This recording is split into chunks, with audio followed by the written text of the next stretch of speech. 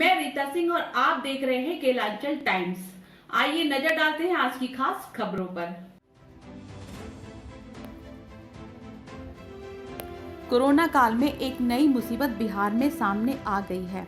Patna AIIMS के 400 से ज्यादा नर्सिंग स्टाफ गुरुवार को हड़ताल पर चले गए। इनकी मांग वेतन में बढ़ोतरी और बाकी स्टाफ की तरह ही परमानेंट नौकरी की है। इन स्टाफ ने लिखित मांग की है कि कोरोना काल में नर्सिंग स्टाफ ने अभी तक बड़ा योगदान दिया है और ऐसे में इनका कोई भी साथी बीमार होता है तो उसे परमानेंट स्टाफ की तरह ही मेडिकल सुविधा उपलब्ध कराई जाए। समान कार्य वेतन, समान वेतन के केंद्र सरकार के नियम एवं नीतियों को देखते हुए इनकी सैलरी को भी बढ़ाया जाए।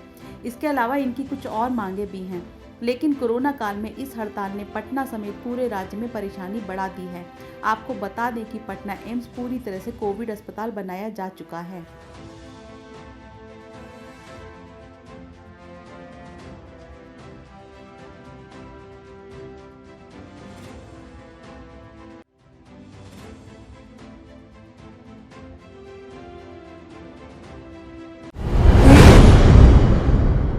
बिहार के 10 जिलों की करीब 6,36,000 आबादी बाढ़ से प्रभावित है और 18,612 लोगों को सुरक्षित स्थानों तक पहुंचाया गया है। आपदा प्रबंधन विभाग से प्राप्त जानकारी के मुताबिक प्रदेश के 10 जिले सीतामढ़ी, शिवहर, सुपौल, किशनगंज, दरभंगा, मुजफ्फरपुर, गोपालगंज, पूर्वी चंपारण, पश्चिम चंपारण एवं खगड़िया जिले के 55 प्रखंडों के 282 पंचायतों की करीब 6,36,000 आबादी बाढ़ से प्रभावित है। वहां से सुरक्षित निकाले गए 18,612 लोग 10 राहत शिविरों में शरण लिए हुए हैं। राजधानी पटना की हालत भी बेहद खराब है। शहर में कहीं भी निकल जाइए, हर जगह जल जमाव दिख रहा है। पटना के कदमकुआं इलाके में और भी बुरा हाल है। स्थानीय लोगों का कहना है कि यह हालत हर साल होती है। पटना के गांधी घाट पर बना वाटर मीटर डरा रहा है। मीटर देखकर आप समझ सकते हैं कि गंगा के जल स्तर में लगातार वृद्धि हो रही है। मौसम विभाग के मुताबिक पटना में हल्की बारिश ही होगी। पटना का लंगर टोली इलाका शहर का पुराना हिस्सा है। यहाँ शहर के कई पुराने और प्रतिष्ठित लोगों का घर है, लेकिन यहाँ के रोड पर पानी निकासी का कोई इंतजाम नहीं दिख रहा है। जिन घरों का रास्ता गलियों में है, उनके यहाँ नाली का गंदा पानी भर गया है। मच्छर और अन्य कीट पतंगों से लोग परेशान हैं।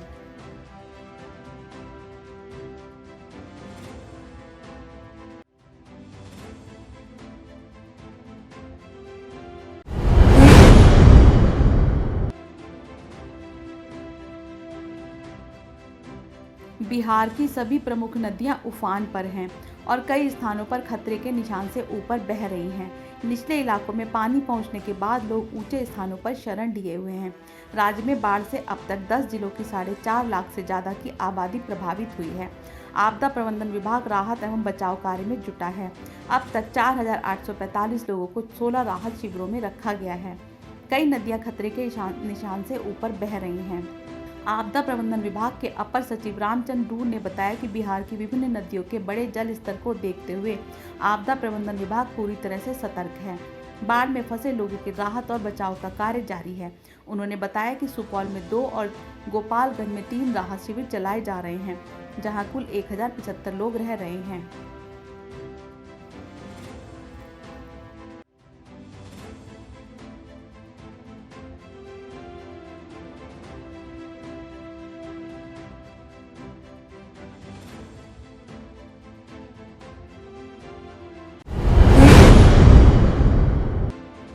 बिहार में जारी बारिश और वज्रपात के बीच 26 जुलाई तक राज्य के अधिकांश हिस्सों में बरसात के आसार जताए गए हैं।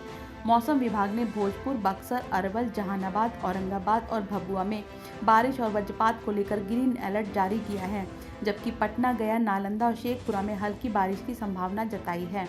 अलर्ट के मुताबिक इन जिलों में अगले 24 घंटे के दौरान आंधी तूफान के साथ हल्की और मध्य दर्जे की बारिश हो सकती है। राजधानी पटना में लोगों को सुबह से ही बारिश देखने को मिली। उधर नेपाल के तराई क्षेत्र के साथ उत्तर बिहार के कई जिलों में लगातार हो रही बारिश के कारण नदियों के जल स्तर में वृद्धि जारी है।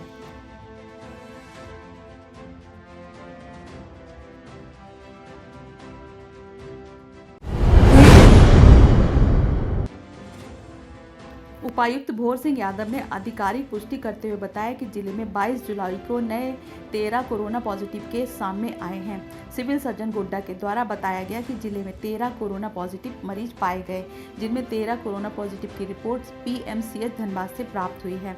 ज्ञात हो कि गोड्डा जिले में अब तक 89 मरीज कोरोना पॉजिटिव से संक्रमित पाए गए हैं, जिनमें से 20 कोरोना पॉजिटिव संक्रमित मरीज ठीक होकर अपने घर वापस लौट गए हैं एवं 2 कोरोना संक्रमित मरीजों की मौत हो चुकी है। वर्तमान समय में जिले में कुल 67 कोरोना पॉजिटिव केस सक्रिय हैं।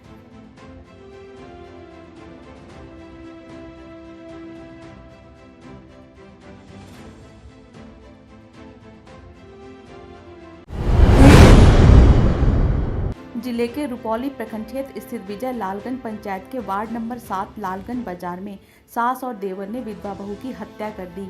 यह घटना 12:30 बजे की है, जिसमें एक विधवा महिला की बेरहमी से गला दबाकर मां और बेटे ने मिलकर मौत के घाट उतार दिया। महिला के पति की कुछ दिन पहले ही सड़क दुर्घटना में मृत्यु हो गई थी। वह अपना जीवन यापन और 2 छोटे बच्चों की देखभाल आटा चक्की चलाकर कर रही थी। इसी बीच उसकी सास तथा देवर ने उसे रस्सी से गला दबाकर मौत के घाट उतार दिया। वहां के स्थानीय लोगों ने मृत महिला की सास और देवर से पूछताछ की तो उन्होंने बताया कि अपने से ही रस्सी से फांसी लगा ली, जबकि आस पड़ोस के व्यक्तियों ने बताया कि आत्महत्या नहीं हत्या की गई है। सूत्रों के अनुसार पता चला कि उसके पति की सड़क दुर्घटना में मौत हो गई थी। सरकारी एक्सीडेंटल सहायता राशि के तौर पर 4 लाख का मुआवजा मिला था। उसमें उसकी सास रुपया मांग रही थी, उसी को लेकर बार बार झगड़ा होता रहता था। इधर करीब 10 दिनों से ज़्यादा विवाद चल रहा था। साथ ही उनके पति द्वारा खरीदे गए लुधियाना के प्लॉट में उसको हिस्सा नहीं मिल रहा था। घटना की सूचना मिलते ही मोहनपुर OP प्रभारी मुकेश कुमार, ASI अशोक कुमार दल बल के साथ घटना स्थल पर पहुंचे और लाश को कब्जे में लेकर ग्रामीणों को शांत कराया और बताया कि पोस्टमार्टम रिपोर्ट आने के बाद ही हत्या और आत्महत्या की पुष्टि हो पाएगी।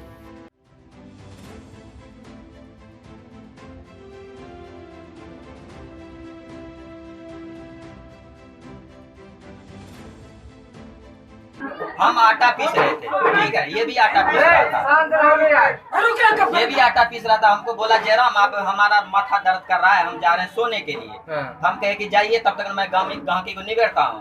हम पिसाने लगे, सबका आटा पीसने लगे, ठीक है। उसके बाद क्या हुआ, लाइट चला गया तो हम जैसे अंदर जाके देखते हैं कि ये पंखे से लटकाया हुआ है अपने आप। बस इतना सा बात है और हम कुछ नहीं जानते हैं। पूरा मीडिया इससे पहले कोई प्रॉब्लम था? इससे पहले कोई प्रॉब्लम नहीं। जब से इसका डेथ हुआ है तब से इसका मुंह कान जो है एक दूसरे हिसाब किताब का है। ये पहले भी कह रहा था कि हम जीना नहीं चाहते, हम जीना नहीं चाहते आप उसका इसलिए कि मेरा संसार खत्म हो गया है। संस्कार कैसे खत्म हो गया, मतलब कोई रिलेशन कोई वजह से? इसके लिए हम भरोसा भी दिए हैं। अच्छा, इसके लिए भरोसा भी दिए हैं। देखिए आपका कुछ नहीं हुआ है, हम है ना, हम लुधियाना में करते थे ना काम, अब आपके साथ यहाँ करेंगे। आप रहिए, हमको दिमाग दिए, हमको बताइए।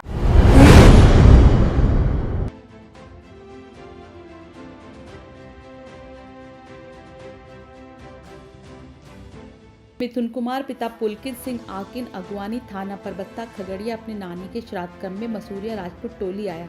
वो बताता है कि पिछले 11 जुलाई को मैं चंपानगर से दवाई लेकर मसूरिया आ रहा था। तभी धर्मकांटा के लगभग 50 मीटर एक सफ़ेद अपाची जिसे मोहम्मद शाहिद उर्फ खोनवा पिता मोहम्मद जाहिद चला रहा था। पीछे जो व्यक्ति बैठा था उसने अपना चेहरा ढका रखा था। मोहम्मद शाहिद उर्फ खनवा ने उनका मोबाइल छीन लिया। कई थानों में इसके खिलाफ मुकदमा भी दर्ज है। वो कहता है कि मैंने इस चोर तथा गाड़ी वाले के खिलाफ सरसी थाने में आवेदन भी किया। खुलेआम चोर इस सफ़ेद अपाची में बाजार में घूमता है।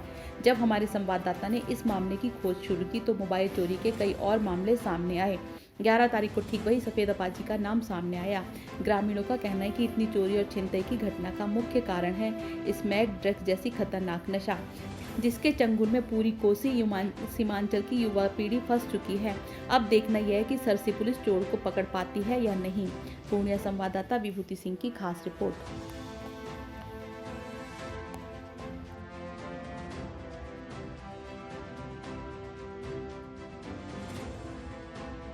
मेरा मसूरिया पश्चिम मेरा होटल है। ये होटल में क्या क्या रखते हैं आप? इसमें रखते हैं मुर्गा, चावल, मछली, लिट्टी और दलना, यानी भोजन का सब सामग्री। आपका होटल में जो लोग खाने आता है तो ट्रक ड्राइवर भी आता है? नहीं आता है, लोकल आता है, ग्रामीण लोग ग्रामीण सब आके खाता है। हाँ हाँ, तो भोजन जो यहाँ मिलता है, हाँ शराब भी मिलता है क्या? नहीं तो नहीं। अपराध जो दिन में 12 बजे दिन में ग्रामीणों का कहना है कि 12 बजे दिन में मोबाइल छीन लेता है। अरे मोबाइल छीनता है तो वहाँ से धर्मकाटा से अथी टावर बनता है, धर्मकथा के पास से सेटिंग होता है हाँ अपराधियों का। हाँ, और रजपुताही चौक से लेके और मसूरिया मेहता चौक से लेके इसके अंदर में ही छीनता है। दिन में ही? हाँ, दिन में और शाम में रात 9 बजे के अंदर में ही छीनता है। तो आप लोग पकड़े नहीं कभी? तो अरे हम उस दिन गए थे तो 15-20 आदमी बैठे हुए थे, तो मेरा सार का लड़का था, उसको जो क्या वहाँ खेत में उसको जान मार रहा था मोबाइल छीनने के चक्कर में। क्या नाम है उसका लड़के का? उसका नाम है मिथिलेश कुमार। जान मार रहा था? हाँ मोबाइल के लिए? हाँ। तो कैसा कलर का गाड़ी था हाँ, अपराधी? और अपाची था। कौन कलर का? और अथी था, नहीं ब्लैक, नहीं उजला हाँ उजला कलर का। उजला कलर का अपाची था? हाँ। तो आप लोग दौड़े बचाने के लिए? हाँ, और लेकिन वो भाग गया, वो गया मेंटली, एक गया धर्मकटा पे। इसका मतलब क्या है? नहीं पहले सुनिए, इसका मतलब क्या है? धर्मकटा पे गया, एक मियाँ टोली गया। हाँ 2 आदमी? हाँ, 4-5 आदमी था, 1-2 आदमी नहीं था। मतलब काफी दिन से ये चल रहा है? हाँ। ये घटना कब से हो रही है? ये हो रहा है कम से कम 2 महीना से। 2 महीना से छीना झपटी चल। हाँ। पुलिस प्रशासन का कोई ध्यान नहीं है। आप लोग कभी कॉल किए हैं थाना प्रभारी? भाई हमको नंबर नहीं, हम कैसे कॉल करेंगे? मेरे को पता नहीं है, जो कैसे हम कॉल करेंगे उसको बात करेंगे। थाना वाला नहीं आता है? हाँ, थाना वाला कोई नहीं आता है। हमारी माँ का देहावसान हो गया था, उसी में ये लोग आया हुआ था। इनका घर है अगवानी घाट, परबत्ता थाना, खगड़िया जिला, और ये चंपानगर से आ रहा था। तो हम लोगों का ये जो घर जाने का रास्ता है मुसलमान टोल के आगे में, तो वहीं पर मोबाइल पर बात करते हुए आ रहा था, और अपाची से 2 लड़का आया और इसका मोबाइल झपट्टा मार के छीन के भाग गया। ये रोने की हालत में घर पर पहुंचा, हम लोगों को बताया। तो हम लोगों ने पूछा इनसे कि गाड़ी किस कलर का था, तो बोला वाइट कलर का अपाची है। और हम बोले और क्या पहचान है, तो गाड़ी का नंबर बताया। फिर बोला कि गाड़ी के पीछे में चुनरी बंधा हुआ है। तो फिर हम लोग पता किए, इनका भाई भी आया जो फौज में है, अमित कुमार सिंह, बड़ा भाई है। वो फौज इंडियन आर्मी? हाँ, वो इंडियन आर्मी है। तो वो बोला कि वो आ रहा था रानीगंज से, तो देखा कि अपाची से भागते हुए 2 लड़के को, लेकिन उनको फ़ोन नहीं करने के कारण, कहा कि मोबाइल तो इनका छिना गया था, तो फ़ोन नहीं करने के कारण तो उनको पता नहीं चला। लेकिन वो बोला कि अभी जस्ट मिला हमको, तुम लोग अगर फ़ोन कर देता तो हम पकड़ लेते उसको। लेकिन जब हम फिर पता किए, वो भागने की मूवमेंट में था? हाँ। तो जब हम लोग पता किए तो पता चला कि गाड़ी लोकल का ही है, हमारे गांव के बगल में ही मुसलमान टोल है, वहीं का है। फिर हम इसको लेके हम लोग गए, कुछ ग्रामीण भी गया, और पता कि जब इनको बोले कि पहचान लिया, सब कुछ हुआ। उन लोगों से भी बातचीत हुई कि मोबाइल क्यों लिया तुम लोग, क्योंकि हमारे रोड में आए दिन रोज़ क्राइम होता है, बराबर मोबाइल छीनने की घटना होती है। लेकिन हम लोग मान लीजिए हम लोग बार ये मोबाइल जो छीना झपटी होता है, तो हम लोग इसलिए नज़रअंदाज कर देते थे कि हम लोग गांव घर के लोग हैं। अब कहाँ का लोग आता है, क्या करता है, हम लोगों को तो पता नहीं। लेकिन जब हम लोगों के साथ ऐसा हुआ, जो मेरा भगना यहाँ आया हुआ था, बदनामी हम लोगों को भी होती है। हम लोग जाकर के बोले कि ऐसा तुम लोगों नहीं करना चाहिए, मोबाइल दे दो, तो उल्टे वो लोग हम लोगों से झंझट करने लगा। फिर हम लोग प्रशासन का सहारा लिए, प्रशासन को लिखित दिए सारे सबूत के साथ। प्रशासन भी आया इंक्वायरी में, इंक्वायरी करके चला गया। लेकिन उसके बाद किसी तरह की कोई बात नहीं, ना वो लड़का को अरेस्ट किया, ना मोबाइल मिला, ना तो गाड़ी बरामद। यानी इतना एक फौजी के साथ ये दुर्घटना हुई, तो आम जनता के साथ क्या होता होगा? आपका कहना है मोदी कि ये इस रोड में बराबर ये दुर्घटना होती है, छीना झपटी की ये घटना कितने बार हो चुकी है? ये हम लोगों के ख्याल से, हम लोग जो जानते हैं, 2 से 3 बार मोबाइल छीना चुका है। लेकिन हम लोग नहीं जानते थे कि कहाँ का लड़का, हम लोग यही सोचते थे कि बाहर का है। ये जो घटना हुई आपके भांजे के साथ, ये जो छोटा भांजा है जो बोल रहे हैं, इंडियन आर्मी के साथ ये घटना हुई, इसके मोबाइल जो छिनाया, तो टोटल सबूत के साथ आपने जान लिया कि किसने मोबाइल छिना? जी, पहले मैंने इनका सबूत का दरियाब किया। सबूत दरियाब करने के बाद हम लोग लोकेशन पर पहुंचे सारे सबूत के साथ। थाना पे आप भी गए थे? थाना पे मैं भी गया था। थाना प्रभारी कौन है यहाँ के? सरसी के मनीष कुमार झा यहाँ के बड़ा बाबू हैं। उनसे बात हुई थी आपको? हाँ, उनसे भी बात हुई। बोले जो कि 24 घंटे का समय दीजिए, हम लोग कार्रवाई करते हैं। हाँ, लेकिन अभी तक हम लोग देख रहे हैं। यहाँ कितने यानी मेरा कहने का मतलब है, ये जो लड़का अपराधी है जिसने मोबाइल छीना, उसका नाम शाहिद है, जी। तो ये उनके बारे में आप क्या जानते हैं, क्या वो अपराधी किस्म का वो आदमी है? जब उसके गांव पे पहुंचे तो पता चला कि वो दागी किस्म का लड़का है और कई थानों में भी उसका नाम है उस लड़के का? जी। किस थाना में? जैसे उसके गांव पे बताया कि इसका नाम खजांची हाट थाना के भी रिकॉर्ड में वहाँ है। के ग्रामीणों ने वहाँ बताया। के ग्रामीणों ने बताया और बोला के नगर थाना में भी है, कसबा थाना में भी है और वो एस्माइक भी लेता है। और ड्रग्स का जी। यूज करता है। मतलब यही है सर, पूर्णिया से आ रहे थे हम लोग। तो पूर्णिया से 4 चक्का से आए, वहाँ से चंपानगर से साइकिल से आ रहे थे हम और फ्लोर जला के आ रहे थे। कितना आदमी थे आप लोग? वो हम तो अकेले थे, वो लोग 5 आदमी थे भाई, 2 बाइक मना से। साइकिल से चंपानगर से आप आ रहे थे? हाँ, साइकिल से आ रहे थे हम लोग, अकेले थे हम। लाइट जला के आ रहे थे। पीछे से छीन के भागने का कोशिश किया। मोबाइल? हाँ, मोबाइल तो नहीं छीन पाया। फिर मेरा साइकिल जो गड्ढा में गिर गया, उठे अपना मोबाइल लिए पैकेट में डाले। वो लोग 4-5 आदमी से हम भागना चालू किए तो वो लोग दोनों बाइक से कितने बजे की ये घटना है? 8 बजे, 8 साढ़े 8 बजे के बाद। 8 साढ़े 8 बजे रात्रि में? हाँ, रात्रि। कितना तारीख को? तारीख 11 तारीख को। 11 तारीख को, जो 11 तारीख बीत चुका। हाँ, बीत गए। आपके साथ हाथापाई भी हुई हाँ, अपराधी? छीन छोड़ मारपीट हुआ था। यानी मोबाइल आपसे नहीं छीन पाया? नहीं छीन पाया वो लोग। लेकिन हाथापाई काफी हुआ? हाँ, हुआ। आपको दवाई छीट दिया था शरीर पे। आपके शरीर पे? हाँ। कौन सा दवाई छीटा था? पता नहीं कौन सा, पूरा शरीर में जो था ना फुंसी टाइप का हो गया था तुरंत। यानी कहने का अर्थ ये है कि ये घटना मसूरिया मेन रोड की हाँ, है, मेन रोड पे हुआ। पकवा इनार के पकवाइनार के पास। पास। हाँ, जैसे आपके शरीर पे केमिकल छीट दिया केमिकल छीट दिया। जिससे आपको इन्फेक्शन हुआ। इन्फेक्शन हुआ। इसका कहने का अर्थ ये है मिथिलेश जी कि ये अपराधी जो है बहुत दिन से ये अपराध कर रहा है, छीना झपटी वाला। हाँ, हाँ। केमिकल डालने का मतलब है कि वो पेशे से ही अपराधी है, व्यवसाय उसका है अपराध करना। और ये मसूरिया में कितने दिन से ये घटना हो रही है, आप कुछ बता सकते हैं? महीने से 1 महीने से हो रहा है। 1 महीने से काफ़ी ये घटना घट रही है। तो उस आदमी को तो आप पहचानते हैं क्या? नहीं पहचान पाए हम लोग। गाड़ी था संख्या उसके में पास? 5 आदमी था, हम अकेले क्या करते फिर भी। उसके पास गाड़ी था? गाड़ी 2 गाड़ी था। कौन कौन गाड़ी था? एक तो अपाची था, एक सुपर था। अपाची किस कलर का था? सफ़ेद कलर का था। वाइट कलर वाइट का कलर। हाँ, अपाची, एक सुपर स्प्लेंडर। सुपर पे 5 आदमी था वो लोग? 5 आदमी था हम लोग। माना कभी अगर बाई चांस आप देख लेंगे तो उसको पहचान लीजिएगा? नहीं पहचान पाएंगे क्योंकि हम लोग और आप- देख भी नहीं पाए ना उनको। आप देख रहे थे केलांचल टाइम्स। बने रहिए हमारे साथ, हम फिर हाजिर होंगे नई खबरों के साथ में। तब तक के लिए नमस्कार।